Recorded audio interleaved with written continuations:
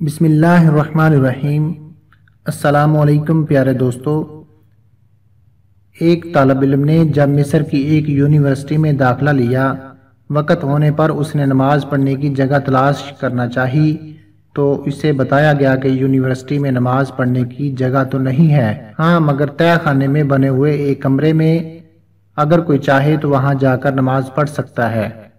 طالب علم یہ بات سوچتے ہوئے کہ دوسرے طالب علم اور اساتذہ نماز پڑھتے بھی ہیں یا نہیں، تہہ خانے کی طرف اس کمرے کی تلاش میں چل پڑا۔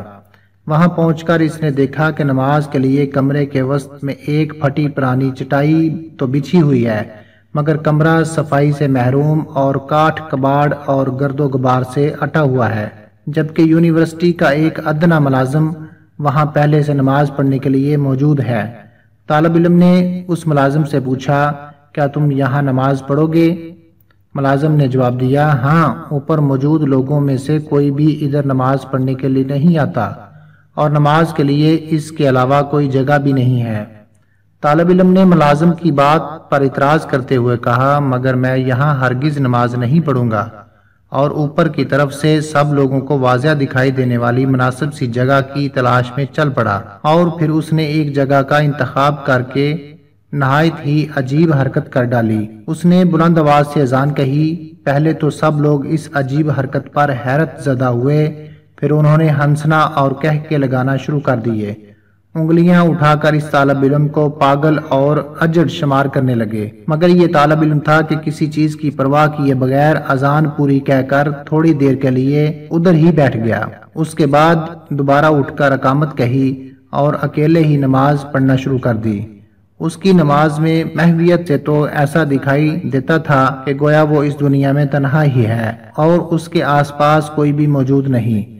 دوسرے دن پھر اسی وقت پر آ کر اس نے وہاں پر بلند آواز سے اذان دی، خود ہی اقامت کہی اور خود ہی نماز پڑھ کر اپنی راہ لی، اور اس کے بعد تو یہ معمول ہی چل نکلا۔